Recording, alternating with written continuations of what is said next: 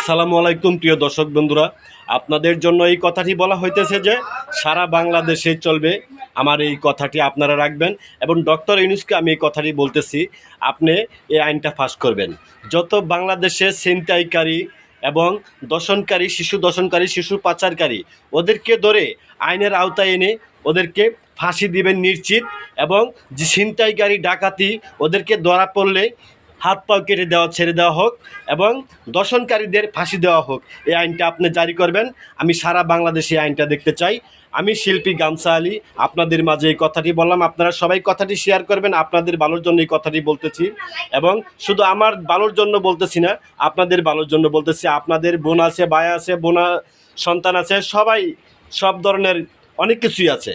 তবে আপনারা এই ভিডিওটা শেয়ার করবেন যাতে এই বাংলাদেশে এই প্রচারকারী এবং ছিনতাইকারী এবং শিশু দর্শনকারী যাতে এই বাংলাদেশে না থাকে।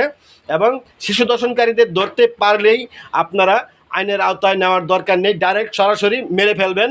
এবং ডক্টর ইউনূসকে বলবো, এই শিশু দর্শনকারী ধরে ওনাদেরকে আপনারা কঠোর শাস্তি দিবেন এবং ডাইরেক্ট ফাঁসি, কোনো কথা নাই। একটাই বিচার, শেষ বিচার, ডাইরেক্ট ফাঁসি। এবং ছিনতাইকারী এবং হাইজ্যাকার, ডাকাত ধরে ওদেরকে হাত পাও কেটে দেওয়া হবে। কাউকে ছাড় নেই। যেই হোক, আমার ভাই হোক এবং আমার আত্মীয় স্বজন হোক, কাউকে ছাড় নেই। এটাই শেষ বিচার, আর কোনো বিচার নেই। এটাই আমার বাংলাদেশে আইন নতুন ফাঁস হবে। আপনারা করবেন সেই শেয়ারটি এবং কমেন্ট শেয়ার করবেন, সবাইকে শেয়ার করে দিবেন। আপনাদের জন্যই বলা হইতেছে এই কথাটি আমার।